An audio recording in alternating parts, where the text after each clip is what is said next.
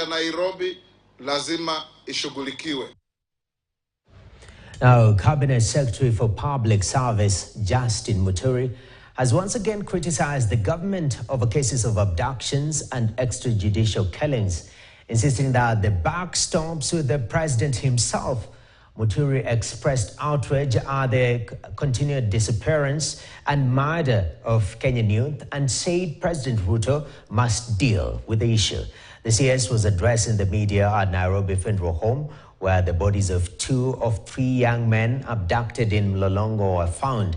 The CS had dismissed calls for his resignation over his constant criticism of the government over the matter. Speaker of the National Assembly, Moses Wetangula, and Chief Justice Martha Koome have added their voice on the burning question of abductions.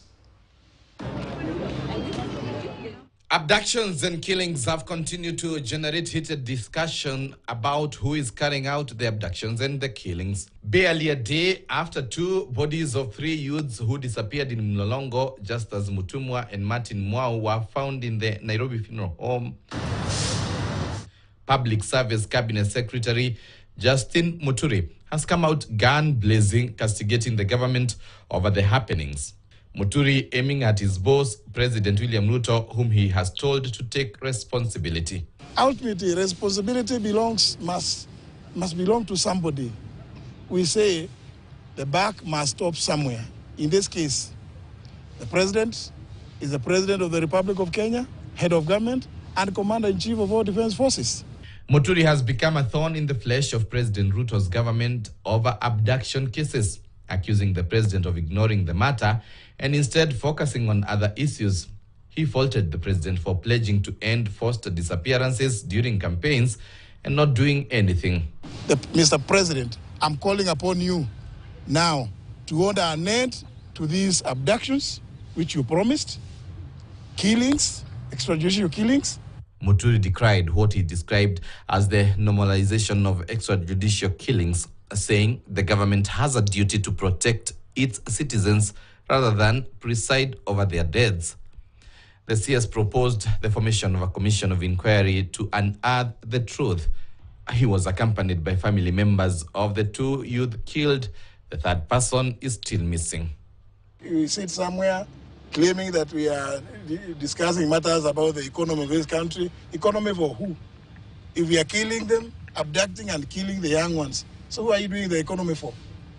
This matter means to be taken with the seriousness that it deserves.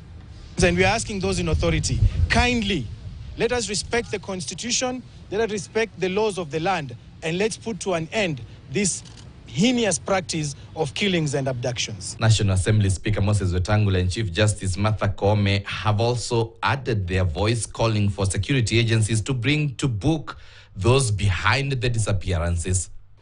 And internal security organs to investigate thoroughly and come to the root cause of who is kidnapping people and later they are found dead. Put myself in the shoes of that parent whose child was abducted, and for days on, months on, they do not know where their child is. Meanwhile, the case involving 2 men who disappeared in 2024 and who are alleged to have been kidnapped by unknown persons have been postponed until Friday, 14th February 2025. The Law Society had requested the High Court to imprison Inspector General of Police Douglas Kanja and former Nairobi Regional Commander Anderson Bungei for 6 months for violating court orders that had ruled every police officer should identify themselves and should not be hiding their faces. LSK says the police have continued to arrest people without identifying themselves or while wearing full uniform. Daniel Kariuki, KTN. Now, thousands of residents from 6 coastal counties today turned up at Mamangi